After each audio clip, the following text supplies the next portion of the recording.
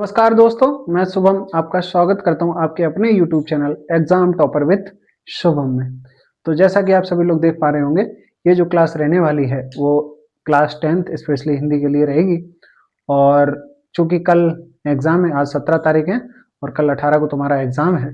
तो एग्जाम है तो एग्जाम से पहले कुछ घंटों में हम लोग क्या क्या कर सकते हैं, तो सिलेबस के थ्रू हम लोग उसको समझने का प्रयास करेंगे इस वीडियो में। भी हो सकता है कि वीडियो थोड़ी सी लंबी हो जाए, लेकिन इसको इत्मीनान से देखते रहना है।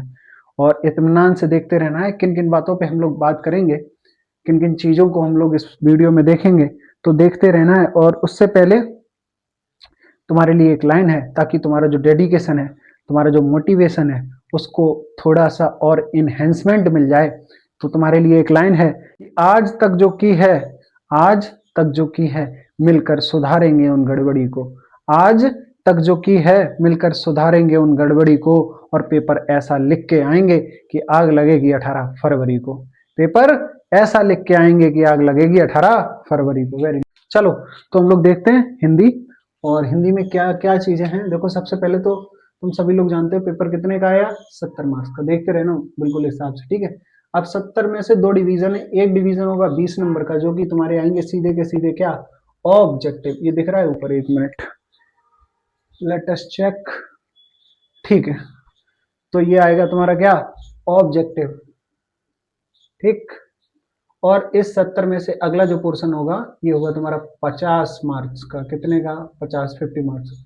और ये जो होगा बच्चे 50 मार्क्स का, ये होंगे तुम्हारे रिटन, यानी इसके लिए तुम्हें लिखना पड़ेगा, ठीक। चलो हम लोग समझ लेते हैं, इस ऑब्जेक्टिव वाले पे बात करेंगे बाद में, पहले इस पे देख लेते हैं, ठीक है। तो हम लोग समझते हैं, और उन उन चीजों के लिए क्या क्या पढ़ना है उस पर भी हम लोग बात करेंगे। चाहो तो इसी के थ्रू भी चल सकते हैं, चलो इसी के थ्रू चल रहे हैं, ठीक है। तो सबसे पहले हम लोग बात करेंगे किस पे, वैकल्पिक बहुविकल्पीय प्रश्न पर।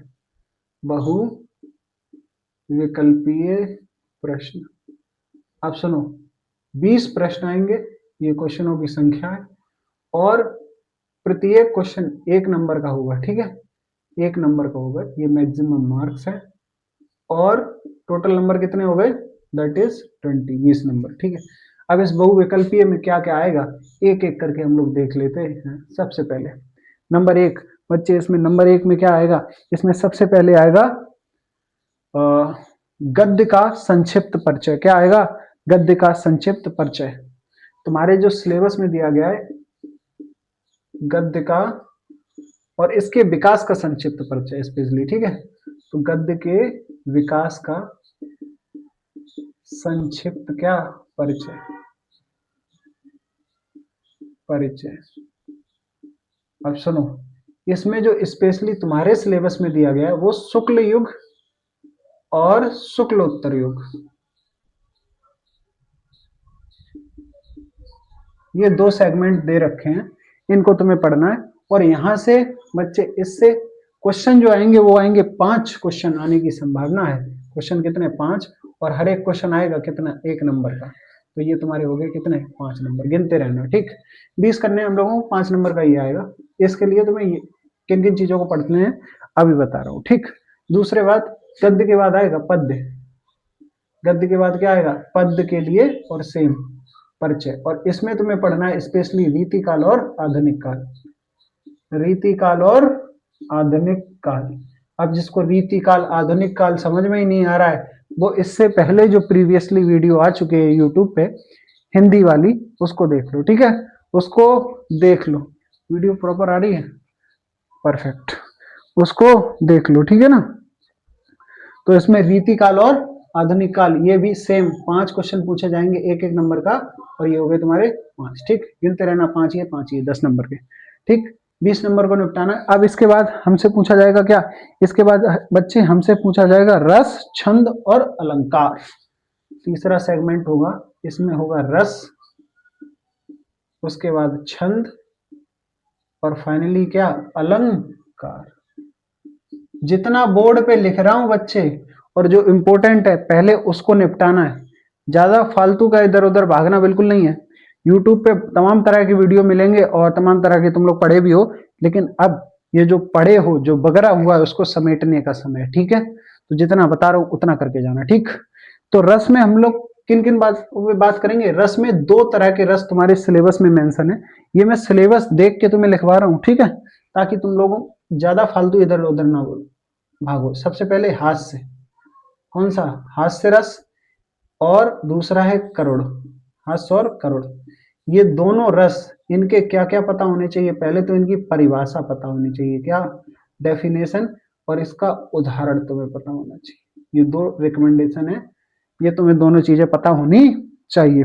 इसका क्या? परिभाषा, उदाहरण, और कई बार इसकी पहचान भी पूछ लेता है, ठीक। तुम्हें उदाहरण खुद देगा और बताएगा कि ये हास्य रस है कि करुण रस। तो इन 3 चीजों पे ध्यान रखना है, ठीक। ये 1 नंबर तुम्हें दिलाएगा, ठीक। रस से एक क्वेश्चन पूछा ही पूछा जाएगा, ठीक। उसके बाद आएगा क्या? छंद। छंद में 2 याद रखने तुम्हारे सिलेबस में, एक है सोरठा और एक कौन सा है? एक है सोरठा और एक है बच्चे इसमें रोला। सोरठा और रोला, इन दोनों को तैयार कर लेना। किसमें कितनी मात्रा होती है, क्या क्या चीजें होती हैं, इसको तैयार कर लेना। ये भी तुम्हें 1 नंबर देके जाएगा, ठीक। उसके बाद अलंकार। अलंकार बच्चे मैंने क्लास में भी तुम लोगों को बताया है अलंकार के बारे में। फाइनली तुम्हारे सिलेबस में जो मेंशन है वो बच्चे, सिलेबस में जो मेंशन है वो कौन कौन से अलंकार है, स्पेशली अर्थ अलंकार से, और उसमें भी 3, उपमा, रूपक और उत्प्रेक्षा, ठीक। उपमा, रूपक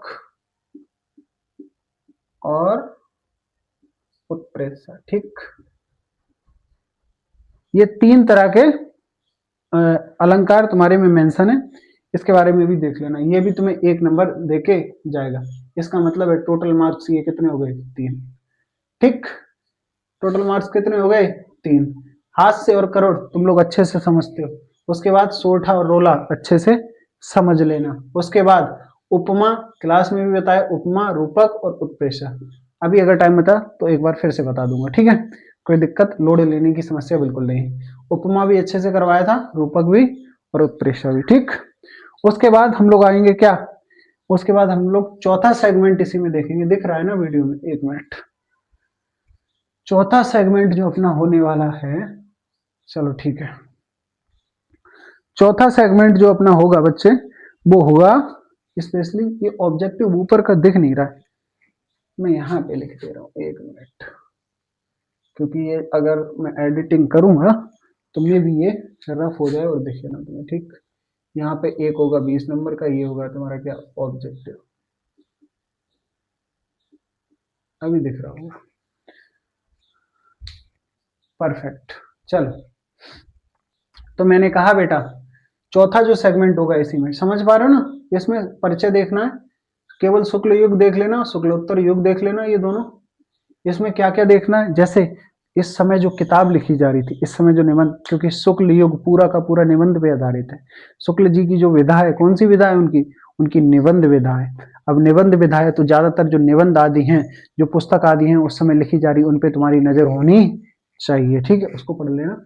उसके बाद रीति काल के बारे में और आधुनिक काल के बारे में। आधुनिक काल को मैंने बताया था लास्ट वाली क्लास में किन किन चीजों में बांटा गया है, ठीक है ना, उसको ध्यान से देख लेना। आधुनिक काल को कैसे कैसे फाइनली बांटा गया है, जिसमें हम लोगों ने भारतेंदु युग, भारतेंदु पूर्व युग, फिर भारतेंदु युग, द्विवेदी युग, छायावादी युग, प्रगतिवाद, प्रयोगवाद, नई कहानी, अकानी आंदोलन, सारी की सारी चीजें देखी थी। तो जिसने न देखा हो तो पहले प्रीवियस वीडियो देख लेना, उसके बाद ये चीजें समझ में आएंगे, ठीक है। आगे बढ़ते हैं। तो रीतिकाल, आधुनिक काल के बारे में मैंने चर्चा कर ही दी थी। रीतिकाल की कवियों में अगर हम बात करें, चलो इसको बाद में एक्सप्लेन करते हैं, पहले और देख लेते हैं इसमें क्या क्या चीजें, ठीक है। तो इसके बाद जो हम लोगों को देखना है चौथा, वो देखना है हिंदी की व्याकरण। हिंदी की क्या? व्याकरण, हिंदी व्याकरण। और हिंदी व्याकरण में बच्चे क्या क्या देखना है हम लोगों को? इसमें तुम्हारे सिलेबस में जो मेंशन है 3 है, उपसर्ग, समास और कुछ शब्द हैं जिनसे क्वेश्चन बन सकते हैं। तो उपसर्ग, इसको भी हम लोग देख लेंगे, उपसर्ग, समास। और समास जो तुम्हारे में दे रखे हैं कौन कौन से? द्वंद्व, दिगु, कर्मधारय और बहुब्रीहि। द्वंद्व, दिगु, कर्मधार और बहुब्रीहि, ये 4 तरह के समास दे रखे हैं। ये भी तुम्हें 1 नंबर दे के जाएगा, ये भी 1 नंबर दे के जाएगा, और फाइनली कुछ पर्यायवाची आदि आदि शब्द, कुछ तत्सम, तद्भव और तत्सम। ठीक है, ये भी तुम्हें फाइनली 1 नंबर देके जाएगा। टोटल ये हो गए कितने, 3 नंबर। ठीक, जोड़ते रहना, 5 5 10 3 13 और 3 13 और 3 कितने, 16। चलो, इसके बाद अगला जो होगा वो संस्कृत व्याकरण। कौन सी व्याकरण, संस्कृत व्याकरण। मैं यहाँ पे लिख दे रहा हूं, संस्कृत व्याकरण। संस्कृत व्याकरण से बच्चे एक नंबर का आएगा। ठीक, दिखाई पड़ रहा है ना, संस्कृत व्याकरण से एक नंबर का आएगा। ठीक है, अब मैं ज्यादा नीचे नहीं कर सकता, नहीं तो कट जाएगा। ठीक है, अब मैं इधर लिख दे रहा हूँ। ठीक है, संस्कृत व्याकरण के बाद जो छठा पॉइंट होगा अपना, उसके बाद छठा पॉइंट जो होगा वो होगा हमारा क्या, कुछ वाक्य के स्वरूप या कई बार प्रयोग। तो वाक्य स्वरूप, ठीक है, स्वरूप, और ये भी तुम्हें 1 नंबर देके जाएगा। ठीक, और उसके बाद 7वां हो जाएगा तुम्हारा क्या, वाच्य। क्या हो जाएगा, वाच्य। वाच्य समझते हो, अभी समझा रहा हूँ। ठीक, उसके बाद अगला हो जाएगा क्या, 8वां। ये भी तुम्हारा 1 नंबर देके जाएगा। कितने हो गए, 5 5 10 3 13, 3 13 और 3 16 और 1 17, 18 19, 18 19 और एक ये 8 वाला। 8 वाला हो जाएगा क्या, विकारी और अविकारी शब्द। विकारी और अविकारी शब्द। ठीक, ये भी तुम्हें, ये भी 1 नंबर दिला के जाएगा, ये भी 1 और ये भी 1 नंबर दिला के जाएगा। ये रफ कर दे रहा हूं मैं। ठीक, कंफ्यूजन हो। ठीक, हो गया ना 20। जोड़ दो जरा, 5 5 10 3 13 3 16 और 1 17 18 19 20। ठीक, ये 20 नंबर है। पहले जल्दी से जल्दी हम लोग इनको देख लेते हैं क्या क्या है, कैसे कैसे पढ़ना है। सबसे पहले ये और ये टॉपिक्स बड़े हैं, ये दोनों टॉपिक्स क्या हैं, बड़े हैं, और इसको तुम्हें थ्रू द किताब कवर करना है। ठीक, थ्रू द किताब कवर करना। और सुन लो, इसको निपटाओगे सबसे बाद में। 5 5 10 नंबर की बात है, मैं जानता हूं, लेकिन बहुत सारा पढ़ना है, क्योंकि शुक्ल युग पूरा पढ़ोगे और शुक्लोत्तर युग भी पूरा पढ़ोगे। उसके बाद रीति काल को भी पूरा पढ़ना पड़ेगा, और रीति काल के बाद आधुनिक काल, जिसके सब डिवीजन, भारतेंदु पूर्व युग, भारतेंदु युग, उसके बाद द्विवेदी युग, फिर छायावाद, फिर प्रगतिवाद, फिर प्रयोगवाद, उसके बाद नई कहानी या अकानी आंदोलन। तो पूरी की पूरी सीरीज तुम्हें पढ़नी पड़ेगी। ठीक, तो इन दोनों सेगमेंट्स के टॉपिक्स को तुम्हें किससे कवर अप करना है, अपनी किताब से। ठीक, 10 नंबर की सवाल ये तुम्हें कवर अप करना है, और बेहद आसान है, क्योंकि समय बहुत कम रह रहा है। अगर हम लोग लाइव आ सकते तो आज से भले हम लोगों को रात भर जगना पड़ता, लेकिन हम लोग इस टॉपिक को कवर अप कर लेते। ठीक है, चूंकि लाइव नहीं आ सकते तो वीडियो की एक सीमा होती है, उससे ज्यादा बड़ा बना नहीं सकते, नहीं तो फिर अपलोडिंग में दिक्कत आती है। तो फाइनली इतना हम लोगों को उससे पढ़ना है। ठीक, 10 नंबर का। अब सुनो, उसके बाद रस। रस पे हास्य रस और करुण रस तुम्हें पता ही है, मैंने भी बताया। ठीक है, इसकी परिभाषा देख लेना ध्यान से, इसके उदाहरण देख लेना, और इसको कैसे पहचानोगे, ये 3 बातें ध्यान रख लेना। ठीक, 1 नंबर देके जाएंगे। उसके बाद छंद, सोरठा को मैंने बताया, और रोला। मैंने मात्रा गिनना भी तुम्हें सिखाया था, मैंने मात्राओं को कैसे गिना जाता है, गुरु मात्रा क्या है, और हास्य या लघु मात्रा क्या है, उसको भी गिनना तुम्हें सिखाया था, कैसे कैसे हम लोग गिनते हैं। ठीक है, इतना क्योंकि समय नहीं है, क्योंकि मुझे ओवरऑल पूरा का पूरा सिलेबस देखना है, और चूंकि कोई भी चीज छूटे ना, किसको कितना वेटेज देना है, किसको कितना ज्यादा पढ़ना है। ऐसा नहीं कि पूरे टाइम सिर्फ रस छंद अलंकार ही पढ़ते रहो, उसमें से कुछ नहीं आए, सिर्फ 1 ही नंबर का आएगा। ठीक, तो कितना किसको टाइम देना है, कितना किसको पढ़ना है, उसको जान लो। तो ये भी तुम्हें छंद भी 1 नंबर दिला के जाएगा। इसमें 2 चीजों को देखना है, एक सोरठा को, रोला को। बाकी का किताब में दिया हो उनको बाद में देखना, पहले इन दोनों को, क्योंकि ये मैं तुम्हें एज इट इज सिलेबस से बता रहा हूँ, जो उत्तर प्रदेश सरकार ने तुम्हारे लिए बोर्ड एग्जाम के लिए जारी किया है। ठीक, उसके बाद बच्चे अलंकार। अलंकार में उपमा तुम्हें बड़े अच्छे से क्लास में बताइए, रूपक वो भी बताइए, और उत्प्रेक्षा वो भी बताइए। ठीक, अपनी किताब से इन तीनों पे विशेष ध्यान देना है, इनमें से हो सकता है किसी एक में पूछ ले। तो फाइनली ये टोटल तुम्हारे 3 नंबर दिला के जाएंगे। ठीक सॉरी, उसके बाद हिंदी व्याकरण से क्या क्या आएगा, सबसे पहले उपसर्ग आएगा। उपसर्ग, उपसर्ग का मतलब है बच्चे वो शब्द जो किसी शब्द के आगे लग के उसके अर्थ में अंतर कर देते, जैसे अप्रत्यय, जैसे अनुप्रत्यय, जैसे अभिप्रत्यय, ये सारे के सारे क्या है, प्रत्यय। जैसे दिशा है, अब दिशा को प्रत्यय लगा दिया अनु, तो अनुदिश हो गया, ठीक। एक दिश है उसमें प्रत्यय लगा दिया तुमने, क्या, अनु, अनुदिश हो गया। जैसे कर्म है, कर्म है और कर्म में तुमने क्या लगा दिया, आ प्रत्यय, अकर्म हो गया, ठीक। या कई बार कुप्रत्यय लगा दिया, कुकर्म हो गया। तो कहने का मतलब है प्रत्यय, उपसर्ग, सॉरी, जो उपसर्ग होते हैं वो किसी शब्द के आगे लग के जुड़ के उसके अर्थ में परिवर्तन कर देते हैं। तो तुम्हें शब्द दिए जाएंगे कि बताओ इस शब्द में क्या प्रत्यय लगा हुआ है, तो फाइनली तुम्हें वो शब्द देखना होगा, कौन सा प्रत्यय दिया गया है उस प्रत्यय पे टिक मारना होगा, ठीक।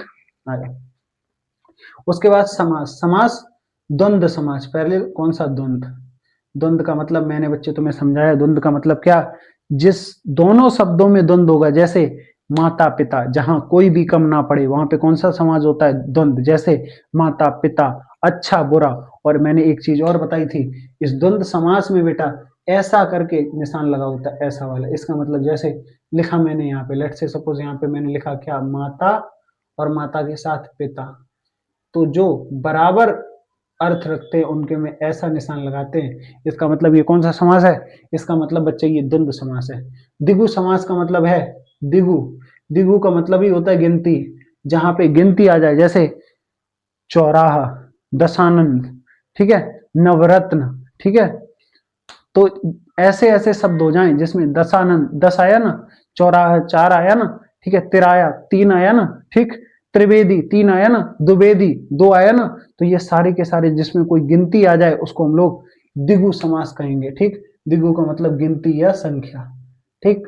उसके बाद क्या बचा, कर्मधारय समास। कर्मधारय समास का मतलब है जिसमें है जो का उच्चारण हो। है जो का मतलब जैसे चरण कमल, यानी कि कमल जैसे हैं चरण, या कमल है जैसे मतलब चरण है जैसे कमल, तो उसको हम क्या कहते हैं, है जो का साइन आएगा। है जो का मतलब है जब उसका अर्थ निकालोगे, जैसे चरण कमल, यानी कि चरण, कमल जैसे चरण, यानी कि जो उनके कमल हैं, मतलब चरण है वो कमल जैसे हैं। तो है जो या तरह या तुलना की तरह भाव आए उसको हम लोग क्या कहेंगे, कर्म धारय समास, ठीक है। और उसके बाद फाइनली अपना एक बचता है जिसको कहते हैं बहुब्रीय समास।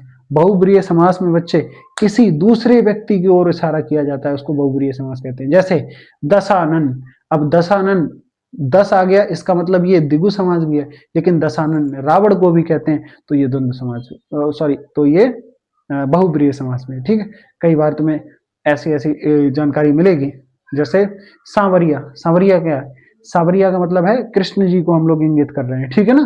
तो कहने का मतलब है कि जिसमें किसी तीसरे व्यक्ति या दूसरे व्यक्ति का बोध हो उसको हम लोग क्या कहते हैं, बहुब्रीय समास, ठीक। आ जाओ बढ़ते हैं आगे। अब बहुब्रीय समास के बाद कुछ पर्यायवाची हैं जो तुम्हें खुद देखने हैं, ठीक है। तो इस पे हम लोग बात कर चुके हैं। फाइनली इनको तुम लोगों को देखना है, इन दोनों को। इस पे मैंने बता ही दिया कैसे कैसे, और तुम्हें ऑलरेडी पढ़ा चुका हूँ। क्योंकि ये एक तरह से हम लोग ये चाह रहे हैं कि सरसरी निगाहों से देख लें पूरा पूरा। हिंदी व्याकरण में उपसर्ग है, उसमें से क्वेश्चन आएगा समास से, और फाइनली पर्यायवाची तत्सम तद्भव से एक चीज पूछी जाएगी, उसके तुम्हें आंसर देने होंगे, ठीक है, 1 नंबर का। उसके बाद संस्कृत व्याकरण मैं रिकमेंड करूंगा इसको अभी पढ़ने से बचो, 1 नंबर की बात है। कितनी, 1 नंबर की बात। तो हमारा जो छूटेगा ना वो मैं यहाँ पे लिख दूंगा, ये हमारा छूट रहा है 1 नंबर का। क्या छूट रहा है, संस्कृत से, संस्कृत, ठीक, संस्कृत से, ठीक है। अब हम लोग बढ़ते हैं क्या, आगे छोड़ो, ये और देख ले। कुछ वाक्यों के स्वरूप आएंगे वो तुम्हें बताने पड़ेंगे कैसे वाक्य, ठीक है। 1 नंबर का ये भी आएगा, ठीक। उसके बाद वाच्य, वाच्य, वाच्य का मतलब है वॉइस, एक्टिव वॉइस है कि पैसिव वॉइस, बस वही वही वाच्य है, और वो पहचानने पड़ेंगे तुम्हें, ठीक है। तो ये भी 1 नंबर का है। और विकारी अविकारी शब्द तुम्हें कई बार बताया। विकारी शब्द का मतलब है वो शब्द, विकारी शब्द कौन से शब्द होते हैं, वो शब्द जिनमें संज्ञा, जिनमें सर्वनाम और जिनमें लिंग, जिनमें संज्ञा, जिनमें सर्वनाम, लिंग, कारक, वचन आदि के आधार पर क्या हो, परिवर्तन हो जाए। संज्ञा, सर्वनाम, लिंग, वचन, कारक आदि के आधार पर परिवर्तन हो जाए, वो कौन से शब्द कहलाते हैं, विकारी शब्द, यानी विकार उत्पन्न। और जो संज्ञा, सर्वनाम, वचन आदि से कुछ ना हो, मतलब इफेक्ट ना हो, वो अविकारी शब्द कहलाते हैं। मैंने कई बार बताया है, ठीक है ना। इसलिए बच्चे कई बार अविकारी शब्द को अव्यय शब्द भी कहते हैं, अव्यय शब्द, ठीक है, ये भी याद रखना, बोर्ड में क्वेश्चन आया था, ठीक है, एक बच्ची ने पूछा भी था क्लास में, ठीक है। तो इसको हम लोगों को देखना है, ये हमारे वो क्वेश्चन है जो 20 नंबर को हमें टारगेट करेंगे। अब आप बढ़ते हैं आगे, ठीक है, वीडियो लंबा तो नहीं हो रहा, वीडियो लंबा होएगा बच्चे, ठीक है, वीडियो लंबा होगा। चलो बढ़ते हैं आगे।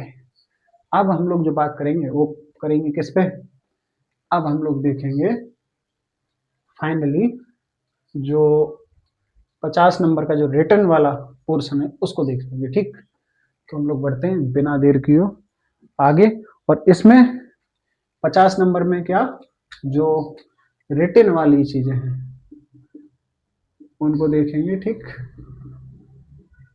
चलो, तो जो रिटर्न में है व्याख्या में, जो कि अपनी कितनी 50 नंबर की आएगी, उसमें क्या क्या देखना है। सबसे पहले क्या क्या देखना है, सिलेबस के अकॉर्डिंग ही बता रहा हूं तुम लोगों को।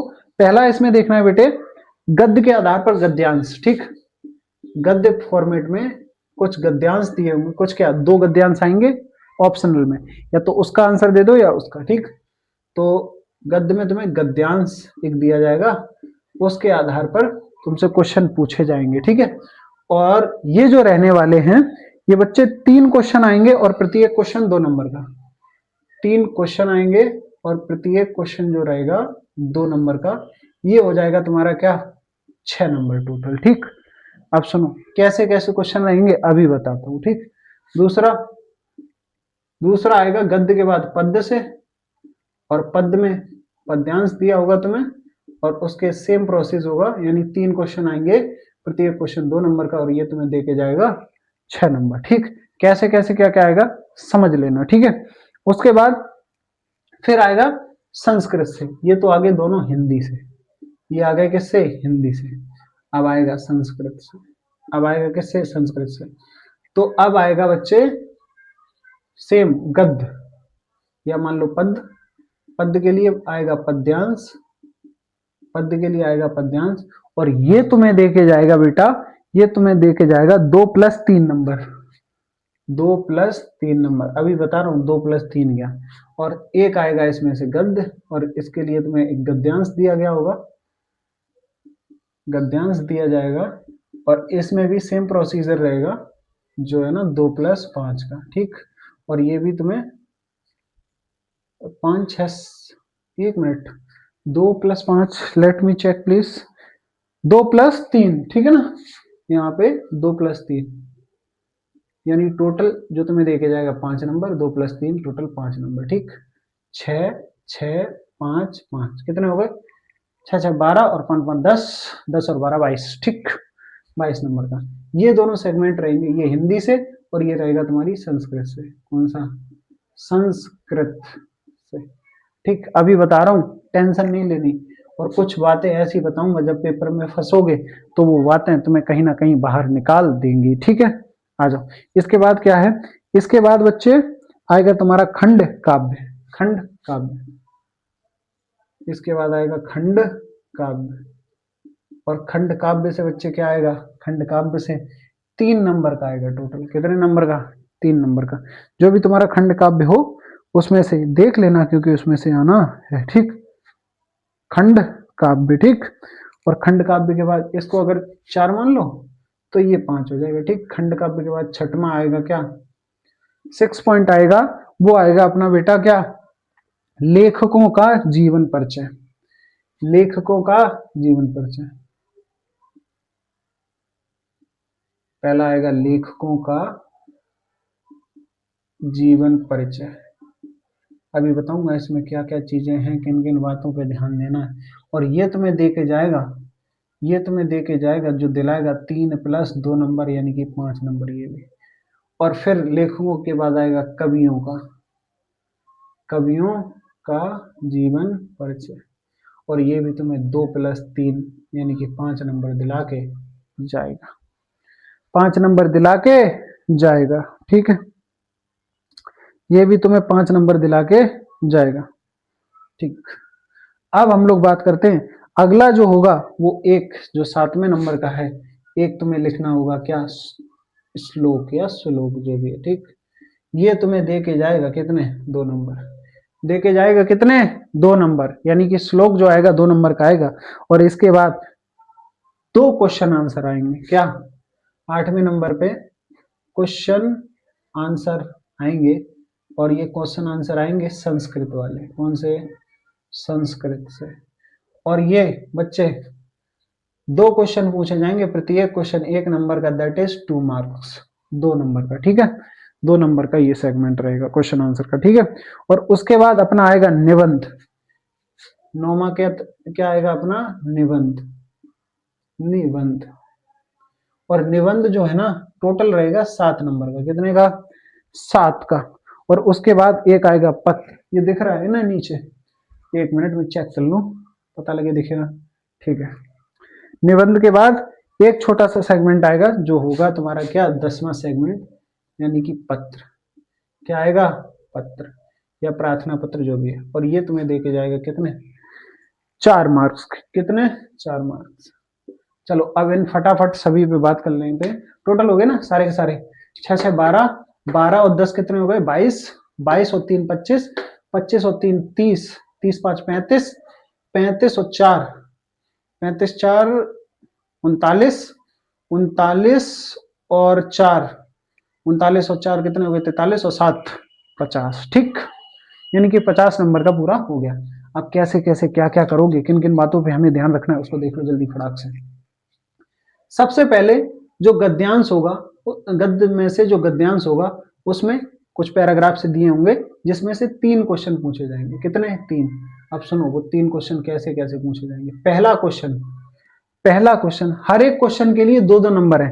पहला क्वेश्चन जो पूछा जाएगा उसमें तुम्हें संदर्भ लिखना होगा, क्या, संदर्भ। इसका मतलब इसमें तुम्हें लिखना होगा प्रस्तुत गद्यांश हमारी पाठ्य पुस्तक इसके इस चैप्टर से लिया गया है। अगर उसके लेखक और कवि का जिक्र कर दोगे तो और बेहतरीन बात, इसके लेखक ये व्यक्ति हैं, बस ये हो गया तुम्हारा संदर्भ, 2 नंबर पक्के।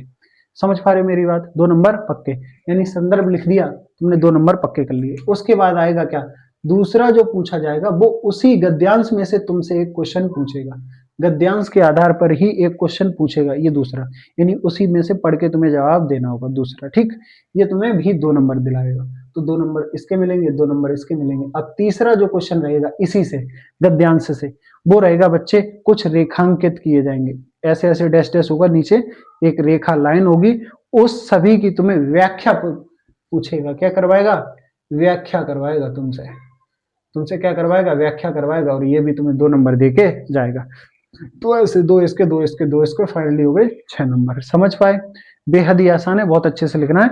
बस ये तुम्हें पहचानना पड़ेगा कि संदर्भ, आप सुन लो, लेट से सपोज अगर तुम्हें वो नहीं आ रहा है, कौन है किसके हैं लेखक, भूल गए तुम, फिर क्या करोगे, तो फिर एक काम करना, संदर्भ साफ साफ हेडिंग बनाना, संदर्भ, उसमें लिखना प्रस्तुत गद्यांश या प्रस्तुत पद्यांश हमारी पाठ्य पुस्तक हिंदी, जाहिर सी बात है हिंदी है, हमारी पाठ्य पुस्तक हिंदी के, अगर चैप्टर का नाम याद है तो चैप्टर का जिक्र कर देना, इस चैप्टर से लिए गए हैं, लेखक भूल गए मान लो, ठीक है। अगर इतना भी नहीं लिख पा रहे तो हमारी पाठ्य पुस्तक हिंदी से लिए गए, इतना छोड़ देना। समझ पा रहे हो, लेकिन संदर्भ हेडिंग जरूर लिख के आना, बिल्कुल नहीं छोड़ना, ठीक है। यानी क्वेश्चन को पूरा छोड़ देने से अच्छा है जितना आ रहा है उतना एटलीस्ट लिख के चले आए, क्योंकि मैंने तुम्हें क्लास में ही सिखाया है, चाहे क्वेश्चन आता हो चाहे ना आता हो, छूटना नहीं चाहिए, ठीक। ओके, इसके बाद संदर्भ के बाद ये फिर व्याख्या, ठीक। सेम प्रोसीजर होगा इसमें पद में दिए होंगे वही पद्यांश, उसमें से 3 क्वेश्चन आएंगे, सेम संदर्भ तुम्हें लिखना होगा, और संदर्भ जो कि तुम्हें देके जाएंगे 2 नंबर, उसके बाद एक इससे पद्यांश पे आधारित क्वेश्चन आएगा, और एक फाइनली आएगा व्याख्या करने को, ठीक, रेखांकित लाइन होगी व्याख्या, ये भी तुम्हें 2 नंबर देके जाएगा। तो फाइनली हो जाएंगे तुम्हारे कितने, 6 नंबर, ठीक। समझ गए। अब आते हैं संस्कृत पे। अब सुनो, बच्चे डर रहे हैं, बच्चे सोच रहे सर संस्कृत में क्या होगा, 1 नंबर तो सर पहले ही आपने उसमें ही से छुड़वा दिया, अब इसमें से क्या करें। अब देखो पहले हम ये देखते हैं संस्कृत टोटल कितने नंबर की आ रही। संस्कृत आ रही 5 5 10 नंबर, ये 10 और 2 12 और एक 13 नंबर की संस्कृत आ रही। अब सर संस्कृत में पढ़े तो कुछ नहीं है, तो क्या सारे के सारा छोड़े आए, 13 नंबर का छोड़े आए। अगर 13 नंबर का छोड़ के चले आए, फिर ये मान के चलना अच्छी परसेंटेज तो नहीं बनने वाली, क्योंकि अगर हिंदी में गुड़ का गोबर कर लिया तो फिर और भी ऐसे सब्जेक्ट हैं जिसमें गुड़ का गोबर हो सकता है, ठीक, जैसे कि मैथ, ठीक है ना। तो मुझे पता है कि तुम्हारी मैथ कितनी बेहतरीन है। तो कहने का मतलब है बच्चे, इसमें जितने ज्यादा नंबर हम लोग खींच सकते हैं ना, कोशिश करेंगे उतने ज्यादा नंबर इसमें हम खींच लें, ठीक। तो मैंने कहा बच्चे, इसको क्या करोगे, इसके लिए मैंने तुम्हें ऑलरेडी बता रखा है कि तुम्हारे जो चैप्टर दिए गए हैं उन सब की हिंदी पढ़ लो। क्या पढ़ लो, हिंदी पढ़ लो। क्योंकि सुनो, इसमें से जो 2 नंबर का ये दिए गए, ये तुम्हें देंगे क्या, संदर्भ। ये देंगे क्या, संदर्भ। अब सुनो, इसमें से क्या लिखना है, जैसे तुम्हें मान लो कुछ नहीं आता, तुम पहुंच गए एग्जाम हॉल में, इसमें से 2 नंबर आएंगे तुम्हारे संदर्भ लिखने में, दोनों में, गद्य में भी पद्य में भी। संस्कृत की बात कर रहा हूँ, संस्कृत का जो गद्यांश होगा वो तुम्हें 2 नंबर दिला के जाएगा सिर्फ और सिर्फ संदर्भ के, और पद्यांश जो आएगा संस्कृत से वो भी 2 नंबर दिला के जाएगा, किससे, 2 नंबर दिला के जाएगा सिर्फ और सिर्फ संदर्भ से। तो तुम कहोगे प्रस्तुत पद्यांश हमारी संस्कृत की इस पाठ्य पुस्तक से लिए गए हैं, इस पाठ के रचयिता ये व्यक्ति हैं, बस खेल खत्म, 2 नंबर तुम्हारे पक्के। अब जो अगले 3 नंबर है, मैंने यहाँ पे लिख भी रखा है, 2 नंबर तुम्हारे संदर्भ के और 3 नंबर होंगे हिंदी में व्याख्या के। हिंदी में उसका अनुवाद करना है, क्या करना है, अनुवाद करना है, हिंदी में उसका क्या करना है, अनुवाद करना है। इसका मतलब है बेटा, इसका मतलब है मेरे लाल नीले पीले, इसका मतलब है अगर वो चैप्टर तुमने एक बार गूगल लेंस से अगर उसका हिंदी अनुवाद पढ़ लिया और थोड़ा बहुत भी मिलता जुलता उसकी व्याख्या कर दी, छोड़ना बिल्कुल नहीं है। संदर्भ लिखोगे अच्छी अच्छी हेडिंग डाल के, फिर हेडिंग डालोगे अनुवाद, और उसका अनुवाद बाकायदा करके आओगे जो भी तुम्हें समझ में आ रहा हो। अगर चैप्टर पढ़ा होगा तो अनुवाद लगभग लगभग एज इट इज करके चले आओगे, कोई दिक्कत वाली बात नहीं होगी। और जिसने नहीं पढ़ा है, कोशिश करो वीडियो के आने के बाद, देखने के बाद सबसे पहले ये पोर्शन निपटा लेना, क्योंकि 10 नंबर का सवाल है, ठीक है ना। 10 नंबर का सवाल है, 5 इसके 5 इसके, ठीक। तो संदर्भ, और संदर्भ के बाद इसका अनुवाद, फिर इसका संदर्भ, इसका अनुवाद, ठीक। ये तुम्हें दिला के जाएंगे पूरे 5 5 10 नंबर। ऊपर हम लोग 12 नंबर पे बात कर चुके थे, टोटल अभी तक हम लोग कितने, 22 नंबर पे देख चुके हैं। अब हम लोग बात करेंगे खंड काव्य। तो तुम्हारे में जो भी खंड काव्य है तुम्हें पता ही है, उससे 3 क्वेश्चन आए, 3 नंबर का आएगा, उसको देख लेना, कोई दिक्कत वाली बात है ही नहीं, इसमें वैसे ही पढ़े होगे। चलो, उसके बाद कवियों का जीवन परिचय, कवियों का क्या, जीवन परिचय। अब सुनो, कवियों के जीवन परिचय में क्या क्या, सबसे पहले जीवन के परिचय के लिए 3 नंबर तुम्हें मिलेंगे, जब उनके जीवन परिचय। और ये जो 2 नंबर दिख रहे हैं, ये 2 नंबर मिलेंगे इनकी रचनाओं के लिए। किसके लिए, रचना या इनकी कृति, इनकी कोई कृति या कोई रचना है। जैसे लेट्स से सपोज कोई व्यक्ति आ गया, जैसे एक कोई लेखक है, उसका जिक्र आ गया, उसका तुमने पूरा का पूरा जीवन परिचय लिख दिया, लेकिन कृति छोड़ दी, तो 2 नंबर वो काटने का उसका स्कोप रहेगा। तो बाकायदा उसका नाम, नंबर, मतलब कहने का मतलब उसका नाम, उसका पूरा जो भी बायोडाटा, जैसे मैंने सिखाया था सेम ट्रिक लगानी है। सबके सब होशियार हैं, याद आ रही है मेरी बात, सबके सब होशियार हैं, तो कहोगे कि हाँ ये पढ़ने में बहुत ज्यादा बचपन से ही होशियार थे तभी तो पढ़ रहे थे, ठीक है ना। अगर चाहोगे, अगर मौका मिला तो इस वीडियो के बाद हम लोग कुछ इंपोर्टेंट जो लेखक और कवि हैं उनके बारे में भी 4 4 6 6 बातें जान लेंगे, जिससे तुम्हारे एग्जाम के लिए जरूरी रहेंगे, ठीक है। क्योंकि हमारे पास ये रात एक ही है, तो इसी में सब कुछ निपटाना है, तो फाइनली इतना काफी है, ठीक है। तो इन लेखकों का जीवन परिचय तो याद रखना ही रखना है, कब मरे, कब जन्म हुआ, कौन से इनके माता पिता थे, कहाँ पढ़े, कहाँ लिखे और कहाँ क्या हुआ, ठीक है। ये जानने के अलावा इन्होंने किन किन पुस्तकों को लिखा, क्या क्या लिखा, निबंध लिखा कि कहानी लिखी, उस कहानी का नाम क्या था, निबंध का नाम क्या था, यानी कि इनकी कुछ रचनाएं और कृतियों के नाम भी तुम्हें पता होने चाहिए, तभी तुम्हें ये वाले 2 नंबर मिलेंगे। फिर कहते हो कि पेपर पूरा करके आए और नंबर पूरे क्यों नहीं आए, क्योंकि पेपर जो सिस्टमेटिक वे से बनाया जाता है, उस सिस्टमेटिक वे को ही तुम समझ नहीं पाते, ठीक है। उसके बाद एक श्लोक बेधड़ल्ले से, मैंने तुम्हें बताया था, एक नहीं तुम 2 श्लोक याद करके जाना। अगर जो याद किया हो सकता है बाई चांस वही पूछ ले, ठीक है, वो किताब में दे दिया या क्वेश्चन पेपर में दे दिया गया हो, तो तुम अल्टरनेटिव तुम्हारे पास रहेगा तो आराम से लिख दोगे, ठीक। 2 लाइन का भी लिख दोगे तो बहुत है, ठीक। उसके बाद संस्कृत का ये क्वेश्चन जो 2 नंबर का, मैं इस क्वेश्चन को भी 2 नंबर का यहाँ पे छोड़ दूंगा, 2 नंबर को क्या कर दूंगा, छोड़ दूंगा। टोटल मैंने अभी तक 3 नंबर तुमसे कहा है कि तुम्हें छोड़ने हैं, इसमें टाइम नहीं वेस्ट करना, क्योंकि इसको पढ़ने जाओगे तो सारा का सारा छूट जाएगा। तो 3 नंबर का हमको छोड़ के आना है। 30 तुम्हारे प्रैक्टिकल वाले सर देंगे, 70 में से 3 नंबर का हमें छोड़ना है, यानी कि 70 में से हम लोग जो करके आएंगे, कितने नंबर का हम लोग करके आएंगे, 67 नंबर का, ठीक है। 67 नंबर का पेपर पूरा का पूरा करके आएंगे, बिल्कुल भी लोड लेने की जरूरत नहीं है। 3 नंबर, क्योंकि हम लोग स्मार्ट भी हैं, तो स्मार्ट हैं इसलिए स्मार्ट वर्क करते हैं, और स्मार्ट वर्क करके करते हैं तो जिसमें ज़्यादा टाइम लगेगा, जिसमें बहुत ज़्यादा टाइम लगेगा, उनको हम लोग छोड़ते चल रहे। महज 3 नंबर की बात है, इन 3 नंबर को कवर करने जाओगे। देखो, मैं रिकमेंड करूंगा कि अगर लिख सकते हो तो कुछ ना कुछ जरूर लिख के आना। इसमें जो भी समझ में आ रहा कुछ ना कुछ जरूर लिख के आना।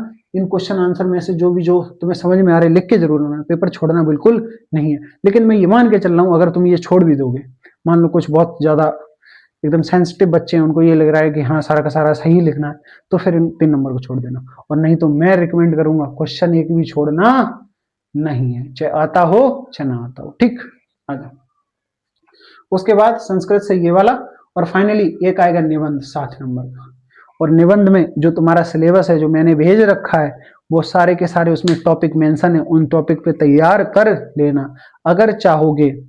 मतलब क्योंकि कल एग्जाम है तो मे भी नहीं हो पाएगा, वैसे अगर टाइम होता तो हम लोग इस पे बात कर लेते।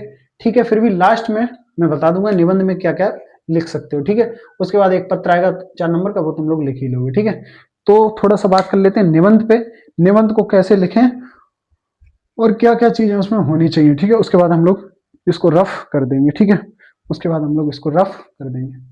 तो पहले इसको रफ कर दूं, उसके बाद हम लोग आते हैं किस पे, निबंध पे। तो फाइनली ये सारे के सारे हम लोग देख चुके हैं। अब हम लोग आ रहे हैं किस पे,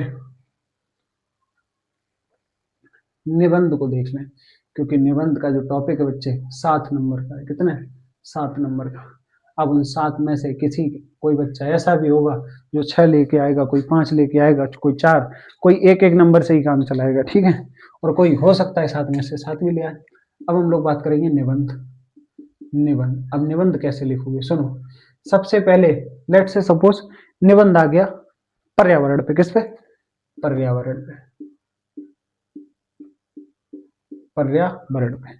अब सुनो, इसमें 2-3 चीजें हैं। पहले एक तो हेडिंग बनेगी परिचय, जो मैं इंग्लिश में बताता हूं तुम्हें, इंट्रोडक्शन। ठीक, एक इंग्लिश में मैंने बताया था कंटेंट, और तीसरा उसका कंक्लूजन, इंग्लिश में बताई थी। तो 3 हेडिंग तो ऑलमोस्ट इसमें भी रहेंगे, लेकिन एक इसमें मैंने डाल ली परिचय।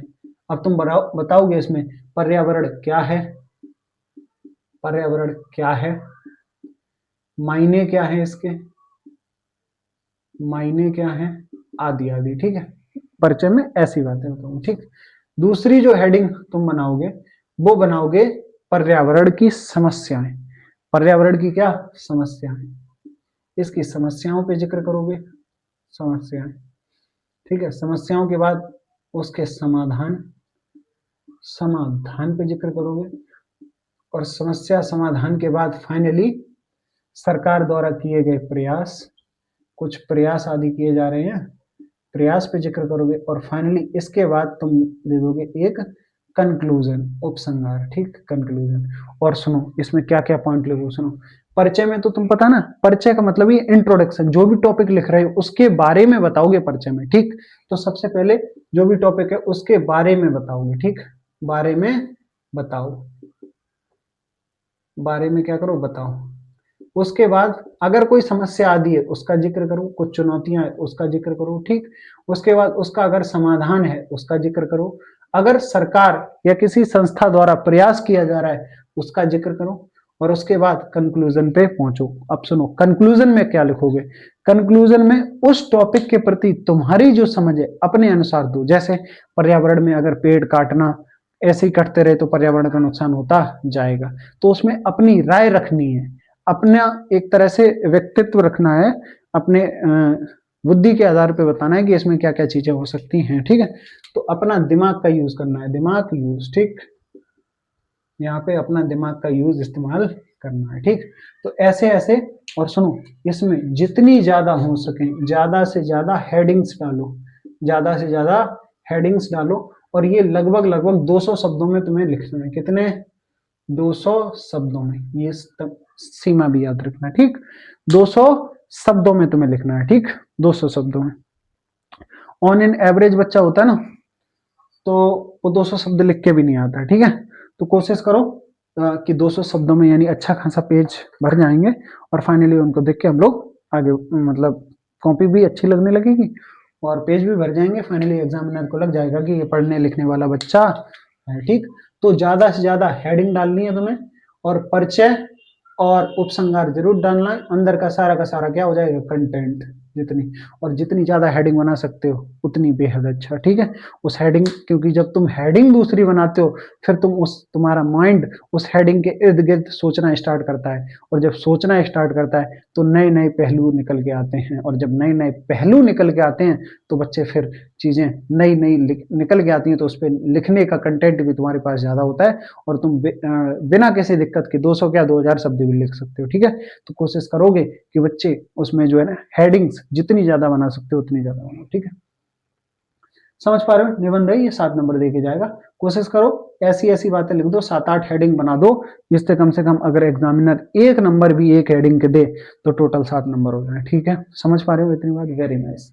ठीक है, तो ये था हिंदी के बारे में, एक तरह से सिलेबस के थ्रू कि तुम्हारा जो पेपर आने वाला है वो आएगा कैसा, और अब चूंकि पेपर कैसा आएगा, और बस यही है कि हिंदी के पेपर को बहुत बेहतरीन तरीके से करना है, और इतनी बेहतरीन तरीके से करना है कि ताकि जब पेपर दे के आओ तो चैन की नींद इत्मीनान से सो सको। ठीक है ना, ताकि जो अगला पेपर है उसके लिए बिल्कुल भी टेंशन ना हो।